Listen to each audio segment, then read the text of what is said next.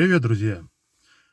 Как некоторым из вас известно, в сообществе, перед тем, как снимать первое видео про рандонавтику, я провел небольшое голосование для того, чтобы дать вам шанс самим определить, в какое время суток, днем или ночью, я буду снимать это видео. И большинством голосов победила ночь. Ночью, когда я приезжал на те или иные координаты, которые выдавала мне рандонавтика, я ничего интересного не обнаруживал. Я постоянно упирался в закрытые ворота каких-нибудь предприятий, магазинов или частных домов. И тогда мне стало интересно, а как рандонавтика будет вести себя в дневное время суток? И сегодня я решил это проверить. Сейчас на дворе зима, темнеет быстро, и поэтому свой сегодняшний эксперимент я решил начать с утра. Время сейчас 9:55, и я начинаю генерировать новую точку. В прошлый раз я выставлял небольшой радиус для того, чтобы за город это приложение меня не выводило. Сегодня я поставил радиус 10 километров, чтобы охват территории был больше. И давайте посмотрим, куда на этот раз приведет нас рандонавтика. И первая точка у нас находится где-то в лесу, неподалеку от торфяных разработок. Ну что ж, в любом случае мы туда поедем. Осталось совсем чуть-чуть, и я буду на месте. Дорога идет лесная и очень сильно разбитая. Пару раз попал в сильные ямы, чуть колеса не отлетели. Но видимость еще осложняет белый снег на дороге. Ям практически незаметно. Я почти на месте. Мне осталось пройти несколько метров вон в ту сторону, в лес. Вот только надо будет штурмовать вот этот овраг. Я, правда, не знаю, смогу я здесь пройти или нет. Есть ли там вода внизу этого оврага. Но и здесь явно, наверное, речка. Самое главное мне здесь не провалиться под воду. Но нет, все нормально. Идем к точке в этот замечательный лес. Я прибыл на нужную точку. То есть я нахожусь сейчас прямо в том месте, где отметила точку для меня рандонавтика. В принципе, здесь лес. Возможно, этот лес более красиво выглядит, когда все покрыто зеленью, но сейчас, на данный момент, я не вижу здесь совершенно ничего интересного для себя. И лес на самом деле выглядит как-то не очень красиво. Что из странного здесь можно отметить? Это полнейший бурелом. Пока я сюда шел, здесь было несколько изогнутых деревьев. И я видел здесь много-много заячьих следов. То есть здесь скакал зайчик серенький. Скорее всего, он скакал вот под той большой елкой, но ему надоело скакать, и он поскакал дальше, в более гламурное место. Вон там впереди я вижу какой-то бугор большой. Давайте к нему подойдем. Может быть, там будет что-то более интересное. А здесь у нас, оказывается, находится какой-то пруд. Небольшое лесное озерцо. Каналы с водой. И вот этот бугор, про который я вам говорил, это, оказывается, просто отвал земли. Видимо, этот пруд выполнял роль пожарного пруда. Но сейчас, наверное, здесь купаются люди или ловят рыбу. Сделал я такой вывод не просто так. На том берегу есть что-то похожее на столик со скамейкой. Да, так и есть. Это столик и скамейка. В общем-то, по большому счету, ничего больше интересного здесь нет. Поэтому я возвращаюсь к машине и попробую сгенерировать новую точку. С этой точкой мы разобрались, убедились, что там ничего нет. И теперь давайте определим новую точку. Сразу начнем с вкладочки «Мощность». Нажимаем «Генерировать».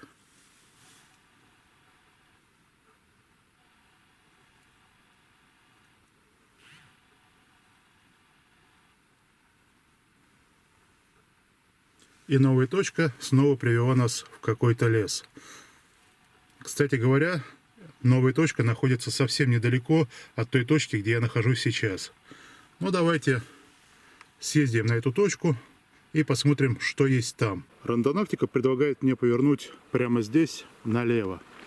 Я обожаю Google карты. Они постоянно ведут такими дорогами, что не то что на джипе, на танке не проедешь. Но я увидел другую тропинку, которая находится чуть поодаль.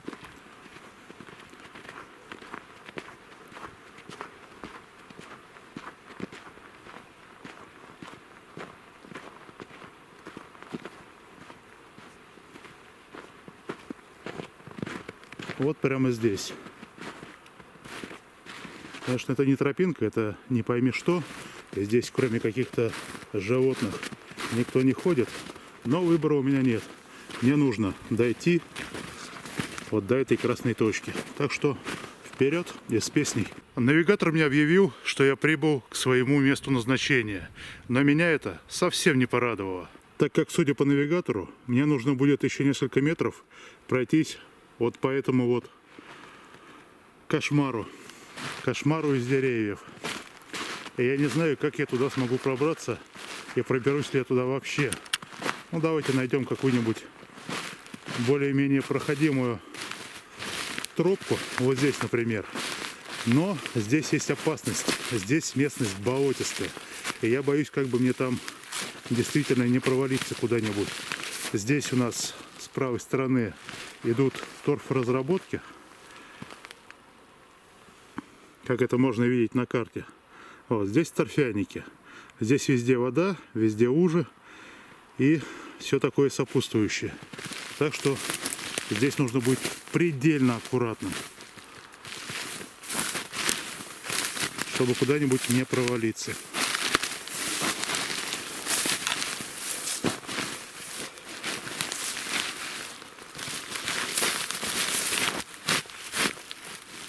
Ну, вроде нормально.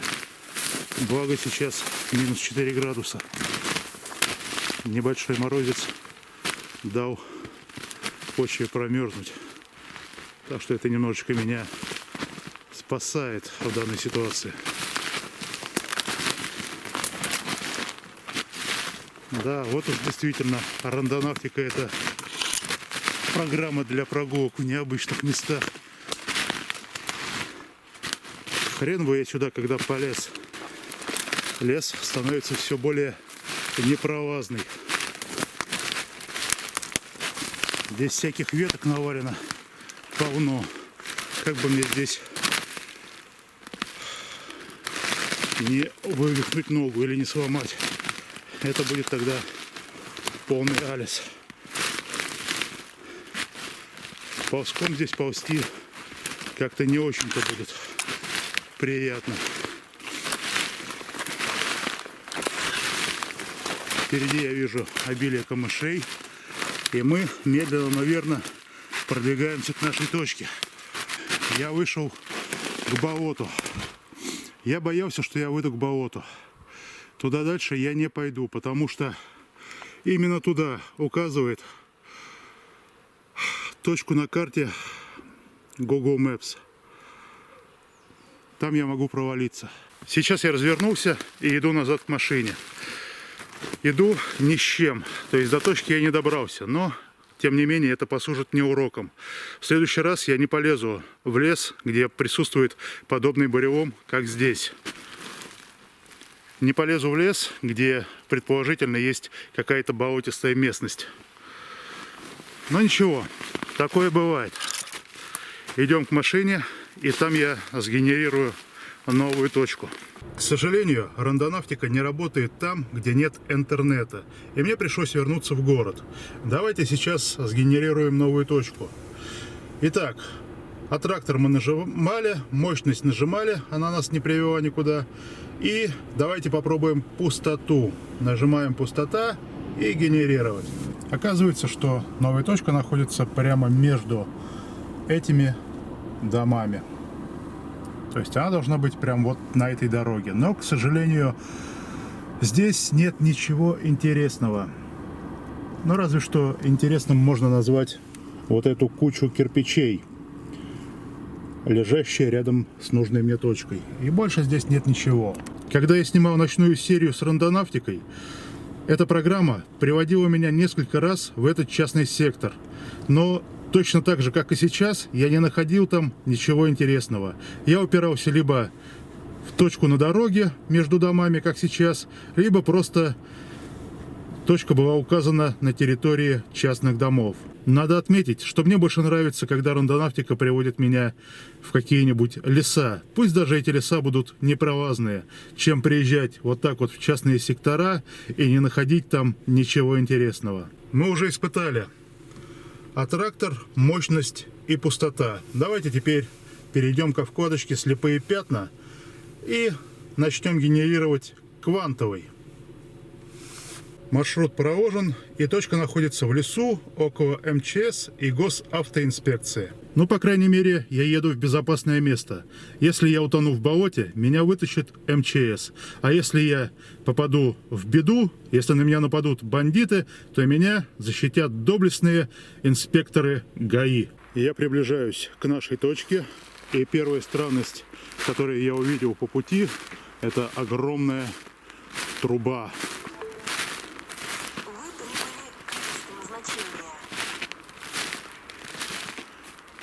Для чего вот эта труба нужна, я, конечно, не знаю. Но, судя по всему, иногда здесь ее открывают, и оттуда бьет мощнейший напор воды, который протекает по этой вот канаве. Интересно, интересно. Но это не наша точка. Наша точка находится где-то там, в лесу. А в лесу у нас красота. Снежок лежит. Морозно. Минус 4 градуса, между прочим. И тишина. Прям супер-пупер. Самое главное, что волков никаких нет. А то меня сейчас укусил бы какой-нибудь волк за пятку.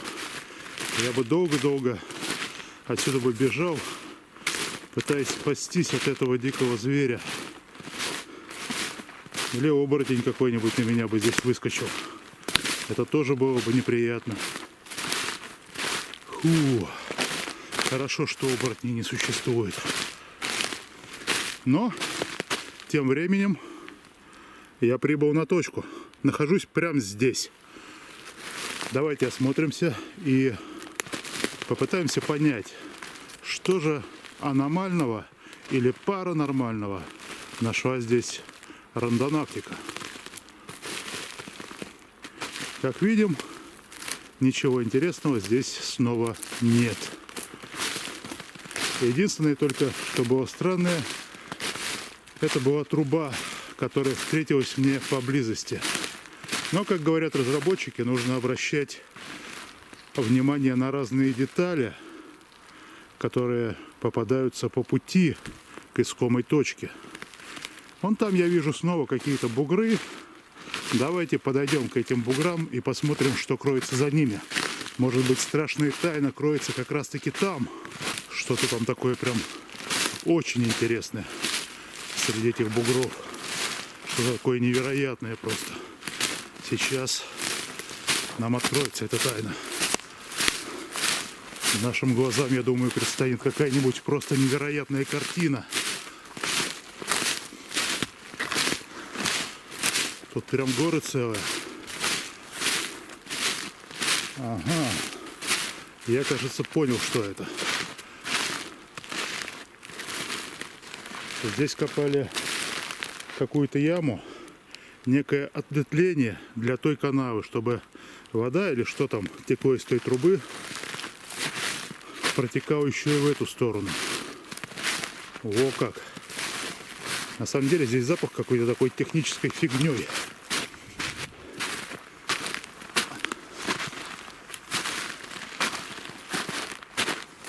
Так, ну давайте залезем вот на эту гору, скалу, возвышенность. Штурманем этот Эверест лесной. Так, все, я себя чувствую царем горы.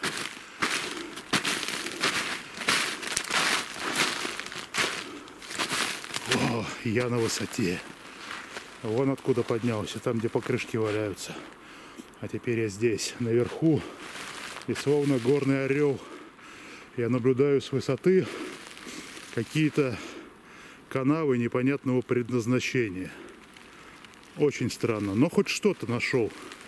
Хоть что-то интересное, хоть что-то техногенное. А не просто какой-то непонятный частный дом или лес, в котором пешком очень сложно передвигаться. Так, кстати, да, здесь интересно может быть.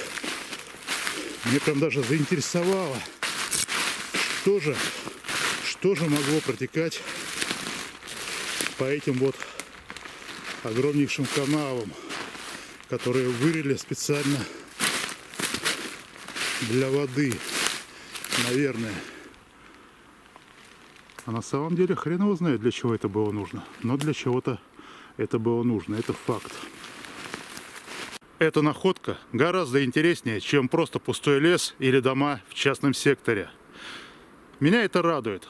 Я уже хочу побыстрее вернуться к машине и сгенерировать новую точку. И может быть тогда мы найдем что-то более интересное. Я сейчас шел к машине, и меня неожиданно осенило.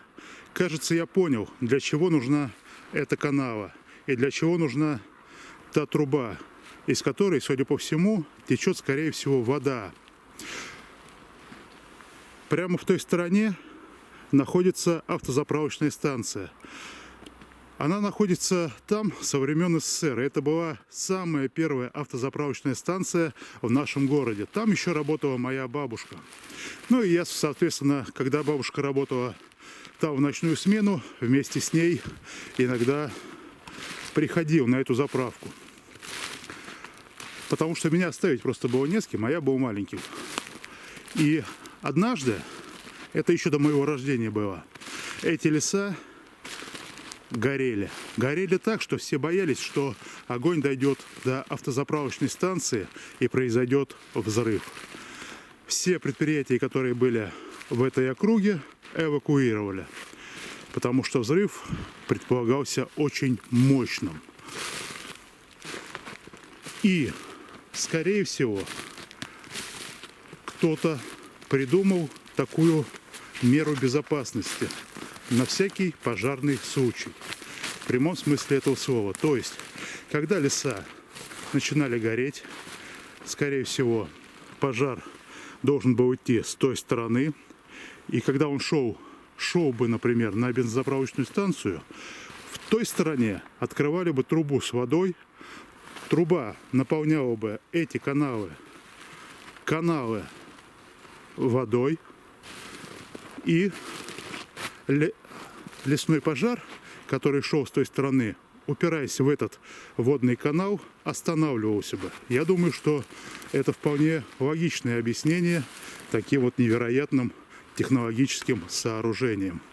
Но я могу ошибаться. И у нас осталась последняя вкладочка. Псевдо. Нажимаем на псевдо, жмем генерировать. Я прибыл почти туда, куда указал мне навигатор, и вы не поверите, куда я попал.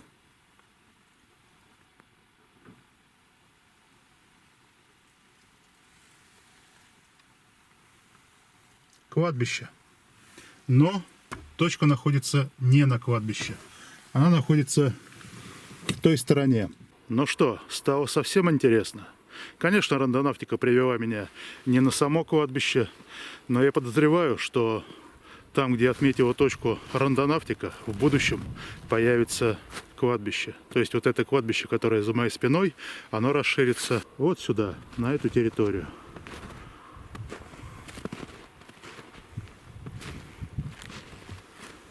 Давайте дойдем сейчас все-таки до нужной нам точки и посмотрим, что интересного находится там.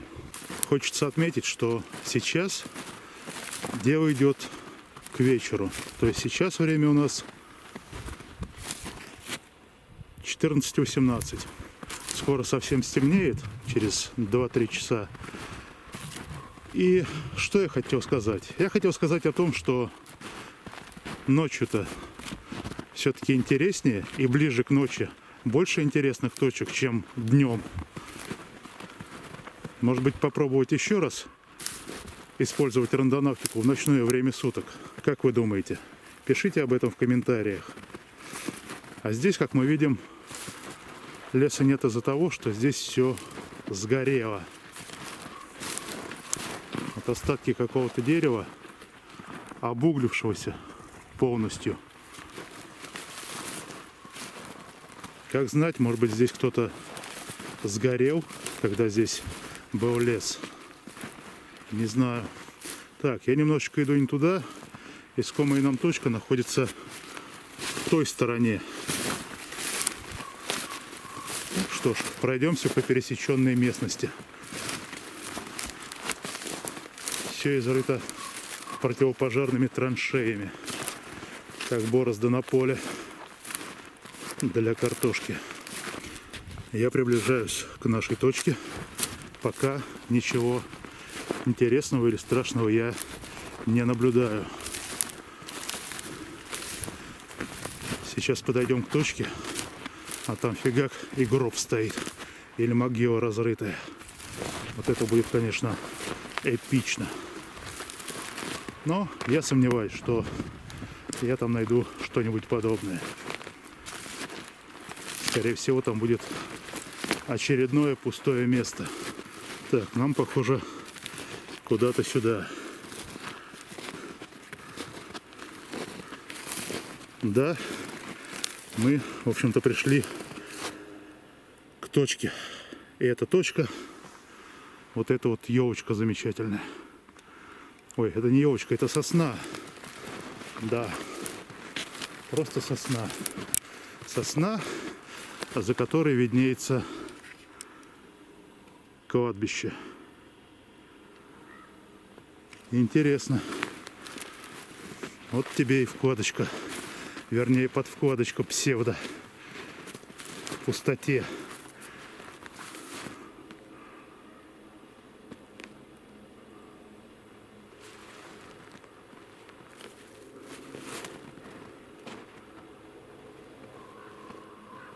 В принципе, здесь я не вижу и не чувствую ничего особенного. То есть просто обычная полянка, изрытая противопожарными рвами.